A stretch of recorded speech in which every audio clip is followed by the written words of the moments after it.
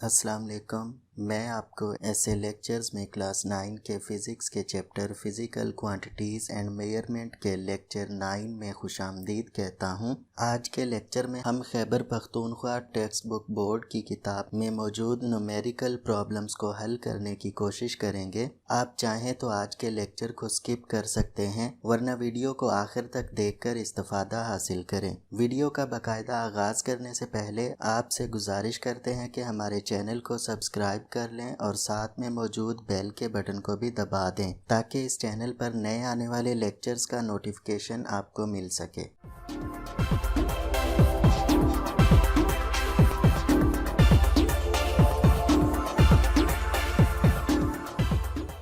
तो चलिए क्वेश्चन 1 से आज के लेक्चर का आगाज़ करते हैं। पहले सवाल की स्टेटमेंट आप स्क्रीन पर देख सकते हैं। Write the number in prefix to power of 10। दिए गए नंबर्स को 10 की ताकत पे यानी कि साइंटिफिक नोटेशन में लिखें। इसका पार्ट ए है, mechanical nano oscillators can detect a mass changes as small as 10 raise to the power -21 kg। Mechanical nano oscillator 10 raise to the power -21 kg तक मास में बहुत छोटी तब्दीली को भी डिटेक्ट कर सकता है। अब यहाँ पर 10 raise to the power -21 kg जो दिया गया है, इसको हम प्रीफिक्सेस का इस्तेमाल करके 10 की ताकत में लिखेंगे। सेकेंड पार्ट की अगर हम बात करें तो सेकेंड पार्ट में कहा गया है the nearest neutron star a collapsed star made primarily of neutrons is about 3.0 multiplied by 10 raise to the power 18 metre away from the earth. Neutron star एक करीबी सितारा है जो ज़मीन से 3 ज़रब 10 की ताकत 18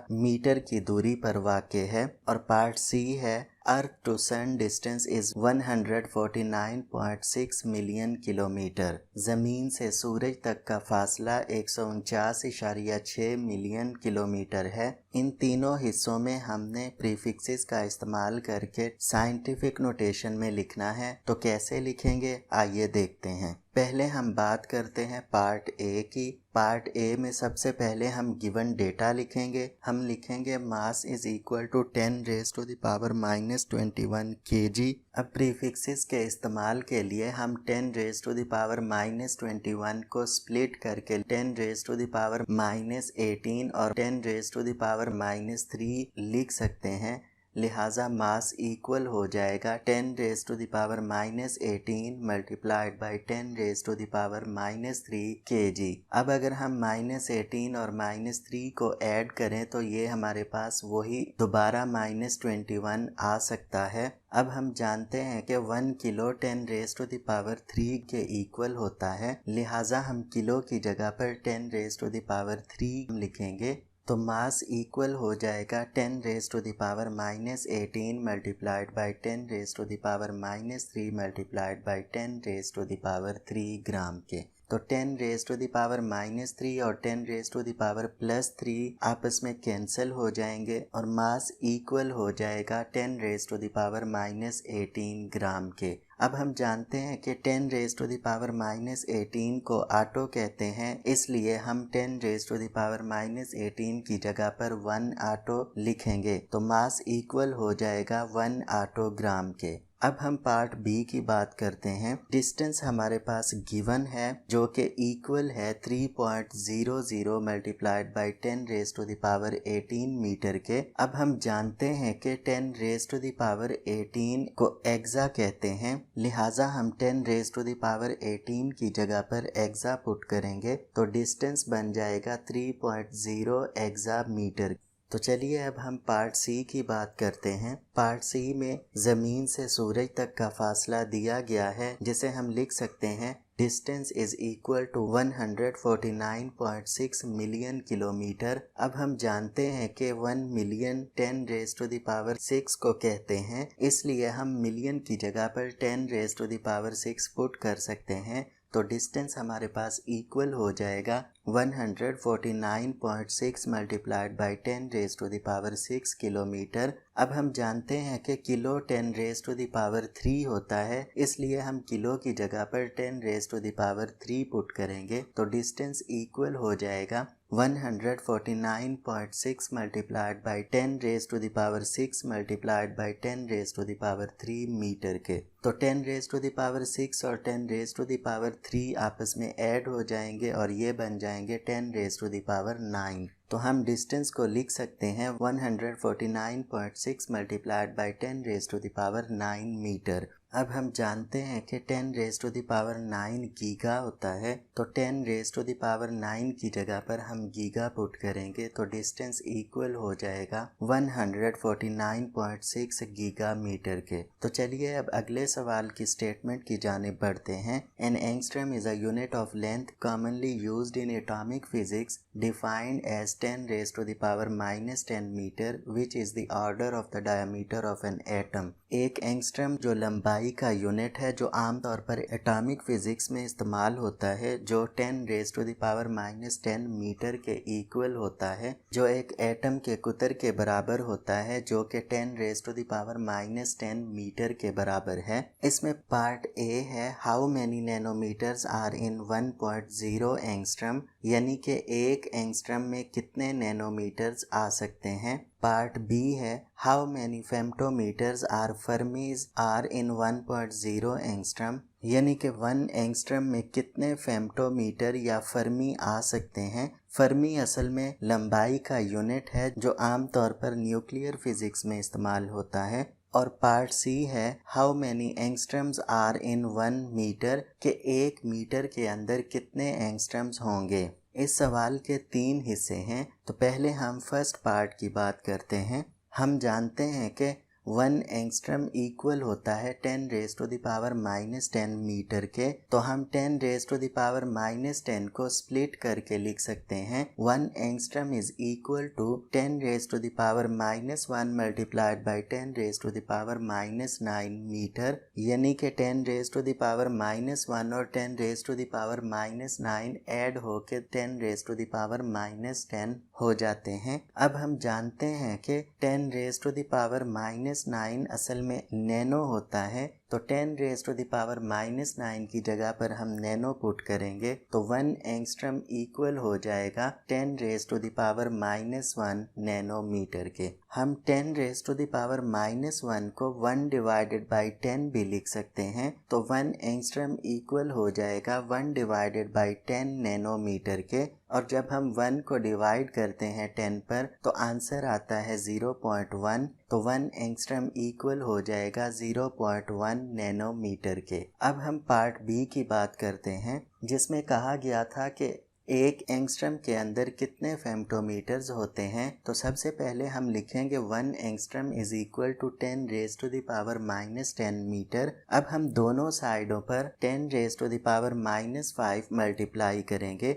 ये क्यों मल्टीप्लाई कर रहे हैं अभी कुछ देर बाद आप समझ जाएंगे। तो ये हो जाएगा 1 multiplied by 10 raise to the power minus 5 angstrom which is equal to 10 raise to the power minus 10 multiplied by 10 raise to the power minus 5 metre. अब 10 raise to the power minus 10 और 10 raise to the power minus 5 ये add होकर 10 raise to the power minus 15 बन जाएंगे। तो 1 multiplied by 10 raise to the power minus 5 angstrom equal हो जाएगा 10 raise to the power minus 15 metre के। अब हम जानते हैं कि 10 raise to the power minus 15 femto होता है, तो हम 1 multiplied by 10 raise to the power minus 5 angstrom को लिख सकते हैं कि ये 1 फेम्टोमीटर के इक्वल है। अब 10 raise to the power minus 5 को हम 1 डिवाइडेड बाई 10 की पावर 5 भी लिख सकते हैं। हम जानते हैं कि जब माइनस 5 नीचे आएगी तो ये प्लस 5 बन जाएगी, तो ये बन जाएगा 1 multiplied by 1 divided by 10 raised to the power 5 angstrom is equal to femtometer। अब हम नेक्स्ट स्टेप में 10 रेज टू द पावर 5 से मल्टीप्लाई करेंगे, तो 10 रेज टू द पावर 5 और 10 रेज टू द पावर 5 एक दूसरे के साथ कैंसिल हो जाएंगे, तो 1 multiplied by 1 which is equal to 1 angstrom equal होगा 10 raise to the power 5 femtometre के। अब हम बात करते हैं पार्ट सी की, 1 मीटर में कितने एंगस्ट्रम होते हैं। तो पहले हम लिखते हैं 1 angstrom which is equal to 10 raise to the power -10 metre. अब हम लिख सकते हैं 10 raise to the power -10 is equal to 1 angstrom. हम जानते हैं कि 10 raise to the power -10 equal होगा 1 एंगस्ट्रम के, और हम लिख सकते हैं कि 1 metre is equal to 1 divided by 10 raise to the power -10 angstrom. तो 10 रेज टू द पावर -10 ऊपर जाकर प्लस हो जाएगा, तो 1 मीटर इक्वल हो जाएगा 10 raise to the power 10 angstrom के। तो चलिए अब नेक्स्ट क्वेश्चन की जानिब चलते हैं। The speed of light c is equal to 299,792,458 meter per second. Part A, write this value in scientific notation. Part B, express the speed of light to 5 significant figures and 3 significant figures. इस सवाल के अंदर light की speed दी गई है जो कि 299,792,458 metre per second है। इसमें कहा गया है कि इसको साइंटिफिक नोटेशन में लिखें और इसको 5 सिग्निफिकेंट फिगर्स और 3 सिग्निफिकेंट फिगर्स तक एक्सप्रेस करें। तो कैसे करेंगे आइए देखते हैं। सबसे पहले हम गिवन डेटा लिखेंगे। Speed of light is equal to c which is equal to 299,792,458 metre per second. Scientific notation में लिखने के लिए हम फर्स्ट नॉन जीरो डिजिट को फाइंड करेंगे। तो यहाँ पर फर्स्ट नॉन जीरो डिजिट 2 है। 2 के बाद हम डेसिमल पॉइंट लगाएंगे और डेसिमल पॉइंट के बाद जितने डिजिट बच जाएंगे उनको 10 की पावर में लिखेंगे। तो जब हम 2 के बाद डेसिमल पॉइंट लगाएंगे तो इसके बाद राइट साइड पर 8 डिजिट्स बचते हैं। तो हम इसको इस तरह लिख सकते हैं, speed of light is equal to c which is equal to 2.99792458 multiplied by 10 raise to the power 8 metre per second. 10 की पावर 8 पॉजिटिव इसलिए है क्योंकि हम राइट साइड पर डिजिट्स काउंट कर रहे हैं। अब पार्ट बी में कहा गया है कि इसको 5 सिग्निफिकेंट फिगर्स तक लिखें। तो 5 सिग्निफिकेंट फिगर्स तक लिखने के लिए हम इसको डेसिमल पॉइंट के बाद 4 डिजिट्स तक राउंड ऑफ करेंगे। सो डेसिमल पॉइंट के बाद 4 नंबर डिजिट 9 है और इसके बाद 2 आता है। तो 2 5 से लेस है और हम जानते हैं कि जब कोई भी डिजिट 5 से लेस होगा तो उसके बाद के सारे डिजिट टर्मिनेट हो जाते हैं। तो स्पीड ऑफ लाइट इक्वल हो जाएगा 2.9979 multiplied by 10 raise to the power 8 metre per second के। पार्ट बी में हम इसको 3 सिग्निफिकेंट फिगर्स तक लिखेंगे। स्पीड ऑफ लाइट c को 3 सिग्निफिकेंट फिगर्स तक जाहिर करने के लिए पहले हम 7 के बाद वाले 9 को राउंड ऑफ करेंगे जो कि 5 से ग्रेटर है। हम जानते हैं कि जब ड्रॉपिंग डिजिट 5 से ग्रेटर होगा तो नेक्स्ट डिजिट में 1 का इजाफा हो जाता है। सो 7 will be increase by 1 and 7 will become 8 और 7 जो है वो 8 बन जाएगा। तो हम स्पीड ऑफ लाइट को इस तरह लिख सकते हैं, c is equal to 2.998 multiplied by 10 raise to the power 8 metre per second. अब हम 8 को राउंड ऑफ करेंगे। 8 5 से ग्रेटर है और हम जानते हैं कि जब कोई डिजिट 5 से बड़ा होता है तो नेक्स्ट डिजिट में 1 का इजाफा किया जाता है। 1 का इजाफा करने से स्पीड ऑफ लाइट इक्वल हो जाएगी 3.00 multiplied by 10 raise to the power 8 metre per second के। आप चाहें तो इसको डायरेक्ट भी सॉल्व कर सकते हैं। अब नेक्स्ट क्वेश्चन की जानिब चलते हैं। Express the following in terms of power of 10। Part 1 है 7 नैनोमीटर, पार्ट बी है 96 megawatt, part C 2 gigabyte, part D है 43 पिकोफैरेड और पार्ट ई है 2 मिलीमीटर। इनको 10 की पावर में कैसे एक्सप्रेस करेंगे आइए देखते हैं। सबसे पहले हम पार्ट ए की बात करते हैं जो कि 7 नैनोमीटर है। हम जानते हैं कि nano 10 raise to the power -9 होता है। सो हम नैनो की जगह पर 10 raise to the power -9 put करेंगे। 7 नैनोमीटर इक्वल हो जाएगा 7 multiplied by 10 raise to the power -9 metre के। पार्ट बी में 96 मेगावाट, हम जानते हैं कि mega 10 raise to the power 6 होता है। मेगा की जगह पर हम पुट करेंगे 10 रेज टू द पावर 6, तो 96 मेगावाट इक्वल हो जाएगा 96 multiplied by 10 raise to the power 6 watt के। अब 96 को जब हम साइंटिफिक नोटेशन में लिखेंगे तो फर्स्ट नॉन जीरो डिजिट के बाद डेसिमल लगाएंगे और यहाँ पर फर्स्ट नॉन जीरो डिजिट 9 है।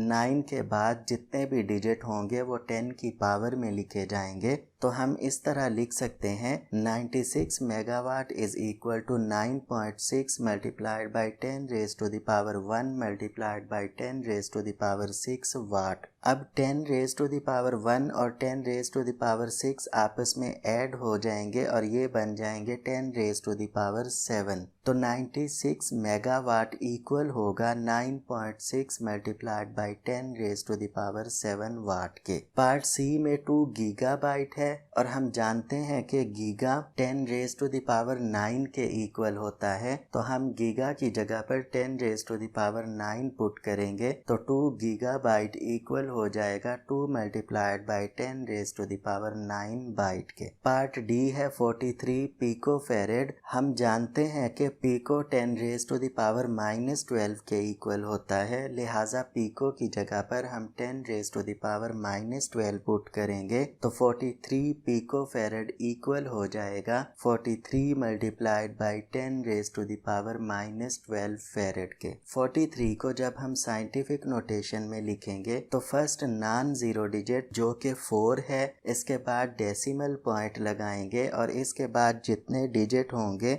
वो 10 की पावर में लिखे जाएंगे। सो 43 पिको फेरेड इक्वल होगा 4.3 multiplied by 10 raise to the power 1 multiplied by 10 raise to the power -12 farad के। हम जानते हैं कि 10 की पावर 1 10 के इक्वल ही होता है, इसलिए हमने यहाँ पर 10 लिखा हुआ है। अब 10 की पावर 1 और 10 की पावर -12 ये ऐड होकर 10 रेज टू द पावर -11 बन जाएंगे तो 43 पिको फेरेड इक्वल हो जाएगा 4.3 multiplied by 10 raise to the power -11 farad के। पार्ट ई में 2 मिलीमीटर है। हम जानते हैं कि milli 10 raise to the power -3 होता है, तो हम लिख सकते हैं 2 millimetre is equal to 2 multiplied by 10 raise to the power -3 metre, या इसको इस तरह भी लिखा जा सकता है 2 mm is equal to 2 multiplied by 10 raise to the power -3 metre. तो चलिए अब अगले सवाल की जानिब बढ़ते हैं। Write the following numbers in standard form. दिए गए नंबर्स को स्टैंडर्ड फॉर्म में लिखें। पार्ट ए है mass of bacterial cell 0.00000000005 kg।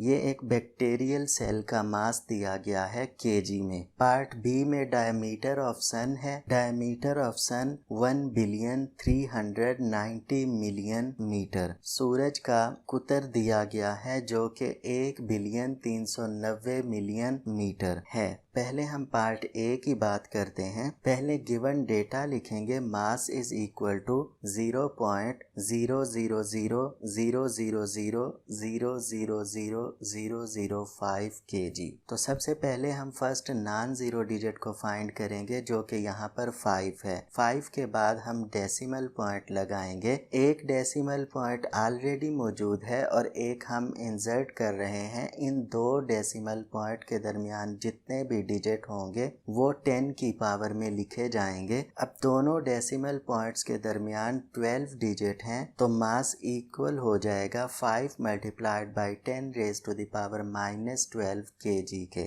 10 की पावर नेगेटिव इसलिए है क्योंकि हम डेसिमल पॉइंट के लेफ्ट साइड पर डिजिट को काउंट कर रहे हैं, या हम इस तरह कह सकते हैं कि दो डेसिमल पॉइंट्स के दरमियान डिजिट्स 12 हैं। अब हम बात करते हैं पार्ट बी की, जिसमें डायामीटर इक्वल है 1,390 मिलियन मीटर के। तो यहाँ पर सबसे पहले हम first non zero digit find करेंगे जो कि 1 है और 1 के बाद हम डेसिमल पॉइंट लगाएंगे। डेसिमल पॉइंट लगाने के बाद आगे जितने भी डिजिट होंगे वो 10 की पावर में लिखे जाएंगे। तो डायामीटर इक्वल हो जाएगा 1.39 multiplied by 10 raise to the power 9 metre. 10 raise to the power 9 इसलिए है क्योंकि डेसिमल पॉइंट के राइट साइड पर 9 डिजिट्स हैं। इसी के साथ आज की वीडियो का इख्तिताम करते हैं। बहुत जल्द आपकी खिदमत में हाजिर होंगे एक नई वीडियो के साथ। तब तक इजाज़त दीजिए। अल्लाह हाफिज़।